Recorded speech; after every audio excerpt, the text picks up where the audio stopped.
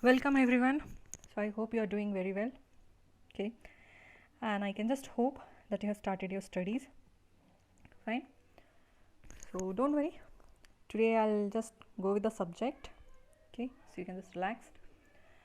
So last class we have started the business law, where we have seen the meaning of business law, meaning of statute law, meaning of agreement. Okay, features of agreement. Fine. So now we'll move further, and I can say one thing, that is here, all contracts are agreement. Okay, kindly listen. All contracts are agreement, but all agreements are not contract. Remember last class we have seen the definition of contract as per the section 2H of Indian Contract Act, that agreements enforceable by law as your contract. Okay, so agreement is there, and when it is enforceable by law it becomes the contract. So reason we'll just discuss here quickly. Okay, because all the agreements are not enforceable by law, and therefore your all agreements are not the contract. Okay, but all the contracts are agreement. Reason, whenever we want to create a contract, we agreement is the most necessary part. Okay, we have to make a agreement. Fine, because there cannot be a contract without any agreement, and that's why we say all contracts are agreement. Okay, but all agreements are not contract because it is not enforceable by law. Okay, so instead of getting too much of clumsy or confused way, just keep remember, whichever agreements are enforceable by law, those are contracts. Okay, now we will start a new topic under the same unit, that is essentials of valid contract, which generally comes for your section C questions answers. Okay, we have a very less in number. Actually we have only 10 essentials. For 15 marks only 10 point, definitely it is less. So we have only 10 essentials of a valid contract. Okay, today in this class we will just go for you can say a quick review about all those 10 essentials. Reason, in further classes we need to discuss each and every essentials in detail. Okay, so in today's class I'll keep it short. Okay, so very first we have offers and acceptance. Okay, so important thing is here what? Lawful offer by one party and lawful acceptance from the other party. Okay, lawful offer by one party and lawful acceptance by another party. And lawful, when I'm saying, that means it must satisfy the requirement of Contract Act. Okay, so that will be only lawful. Fine. Next essential we have here, legal relationship. Okay, before that, for offer and acceptance, if I say a simple example, as last class I have told you, now make yourself comfortable with the example of A and B. Okay, so today also I'm here with the example of A and B only. Just suppose A offers B that he will sell his house to him for rupees 20 lakhs. Okay, so this is an offer made by A. Okay, and selling the house for 20 lakh, definitely it is a lawful. Okay, and B is, if, okay, if B is going to accept this offer as it is, okay, then it will become the acceptance, lawful acceptance. So for any contract there should be a offer made by one person and same offer as it is accepted by the another party. Okay, now move it to the next, that is your legal relationship. Okay, so whichever party has agreed, okay, or the parties of your agreement, okay, they must create legal relationship.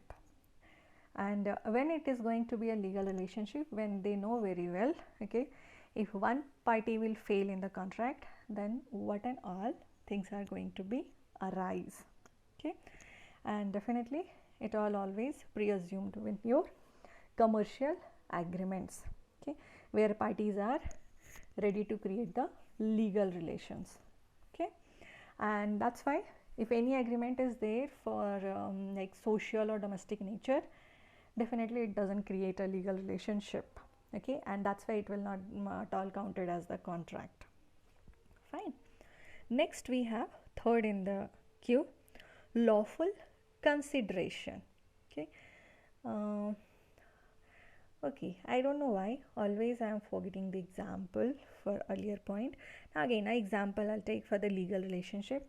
Just suppose your father promise to you that every month I'll pay you rupees 1,000 as a pocket money. First month he paid you, you are very happy, and next month, just suppose, I don't know, whatever the reason, your father is going to refuse to pay you. Okay, in this case, definitely you can't file any case against your father, because that was just a social agreement. Okay, it was not at all the legal relationship. Fine. Now coming to your lawful consideration. So lawful consideration, wherever just suppose, consideration means what? Something in return. That is, it may be some benefit to the party who are involved in the agreement. Okay, it may be your price, that is, it may be your money, or it may be act which you have promised to perform. Okay, but make sure it should be again, okay, enforceable by law, real and lawful. Fine. Now if I have to say lawful consideration, then just suppose our first point example, offer and acceptance, where A has agrees to sell his house for rupees 20 lakh to B. Okay, so B is getting house and A is getting 20 lakhs rupees amount. So that is your consideration, something in return, both parties getting benefited. Okay, next we'll check out capacity of parties. So who or whether, make sure the parties who are entering into the agreement are having the capacity as per the act. Okay, like yes, all we have earlier also somewhere definitely learned, okay, that minor age person, that is below 18. Okay, so below 18% can't be a party of lawful or valid contract. He or she can be a party of valid contract, but for that we have some different conditions, and as I told you in further classes, each and every points we are going to study in details, so we'll keep for that time. But in general, okay, the person who is not with the sound mind, or the person who is minor age, those people are not capable to enter into valid contract. Okay, now the next we'll check out, see, if purposefully you're going to enter into an agreement with any person who is like unsound mind, then it will be a fraud. Okay, and it can't be a valid contract. For a valid contract, make sure the person is a perfect, mentally, physically I can't say, sorry, mentally, okay, he's in a such type of stage where he or she is able to find out what is good for me and what is not good for me, and then entering into the agreement, entering into the contract, then only he will be known as a capable. Okay, now the next essential element we have, free consent. Okay, so make sure you are not forcing anyone, okay, on the point of gun, okay, to enter into a contract with you. Getting it? Free consent means the parties are entering into a contract, okay, by their own willingness. Okay, there's a no external factor or no external forces at all. Okay, as just now I told, okay, you can't make anyone to enter into a contract on the point of gun. Okay, it will not counted as the valid contract, because you are making the other party forcefully to enter into the contract. External forces there. Okay, so make sure whenever you are entering into a valid contract, it is free consent of both the parties. Okay. Next we have lawful object. So object, for which particular object both party have entered into the contract. Okay, it can be a property or it can be any particular item. Okay, but make sure that is legal.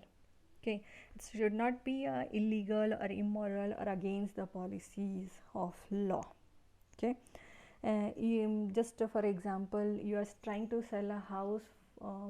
For that house somebody else is owner and you are not acting as an agent. Okay, you are just trying to make fool the next party, saying that no, this is the house for which I am the owner only, and actually you are not the owner. You have made the papers which are not legal actually. Okay, so kindly don't do that. It is totally illegal. Or you can go for the such type of objects which are not considered as legal, okay, by the law, or which may be opposed to the public policy, or which may are going to injure a person or property of somebody else. For such type of objects you shouldn't enter into a contract. Very simple, never enter into a contract, okay, where the object is to kill someone. Okay, it is illegal. Now going to the next, writing and registration. So for each and everything, legal things we know very well, writing and registration is must and should. A contract may be oral or in writing, but that depends for which object and the value of the object. Okay, for which object you are entering into the contract and what is the value of the object. Just suppose if I have told you, if I have I and you, okay, entered into a contract saying that I'll sell you a book worth rupees 500, too much, okay, 50 rupees, worth rupees 50 rupees, and you agreed also. But after that, if I'm going to deny or anything happened, doesn't matter, because the value was very small. Okay, and it's like for that, what we don't require actually the in written, orally also. Okay, when I have promised you that I'll sell you this particular book for 50 rupees and you agreed, that was a valid contract. Okay, but definitely when we are going for a contract or entering into a contract for a valuable things, just like property, 20 lakh house of A's, remember the old example. Okay, so for that time definitely it is necessary to go in writing. So in future, if anything happens, whichever party is suffering with the problem can file a case on the another party, and definitely to prove this, that A has agreed to sell his house for 20 lakhs to B and B has also accepted, and after that something happened, okay, you need a written proof. Okay, so what I'm trying to say, a contract may be oral or in writing, but in practice it is always in the interest of parties that is contract should be made in writing, so that you can use it as a future proof in front of law whenever required. Okay, now coming to the next essential element, that is certainty. Okay, the terms and conditions of contract must be certain. So when I'm saying certain, means what?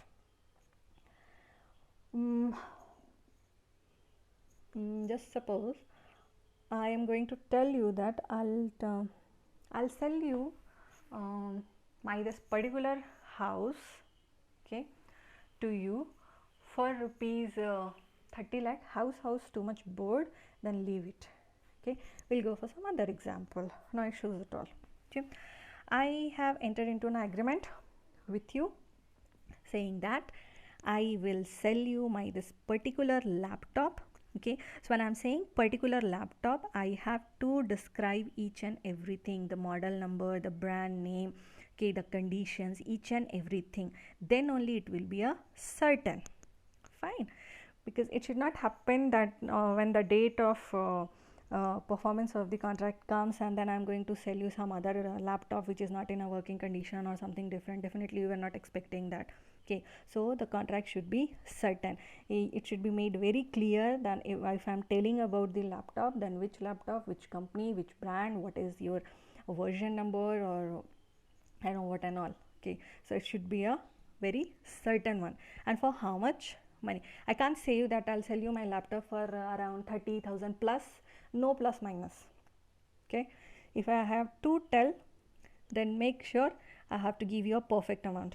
Yeah, I'm going to sell you my this particular laptop for 30,000. 30,000 means 30,000. Okay, no 10 here and there. Fine. So certain terms and conditions, everything clear. Fine. Now the next, possibility of performance. Okay, so many times, no, you people enjoy your movies, or I don't know, your daily soaps and all, where very nicely, okay, one person used to promise to another person, if you're going to agree my words, or if you're going to become my friend, I'll bring the stars from, or I'll bring the, forget the stars, who will go for the small one. Okay, and so far I'll get the moon from the sky. So really it is possible? Is it possible to get the moon from the sky? Definitely not possible, and that's why it can't be your valid contract. Okay, so make sure you're entering into the agreement for such things which you can perform, okay, with another party can perform legally and physically. Okay, legally and physically, you are, whoever is trying to promise, they should able to perform it. If I'll say, okay, that person, oh so sad, that person died, okay, no issues, give me half an hour, okay, and he will be alive, I know how to make him alive, and you have to give me 10 lakh. Definitely it is not possible. I am not at all a god. Okay, so these all things doesn't comes under your valid contract. Now the last one, not expressly declared void. Okay, so void under the Indian Contract Act 1872. Okay, it should not be expressed by the act that this particular contract is void. So example, if I have to give, I'm not interested right now, because in detail we have to study further classes, so that time only I'll give you the example of this particular point. Okay, so for the day, enough. Kindly keep enjoying, keep learning. Thank you. Have a nice day. Enjoy.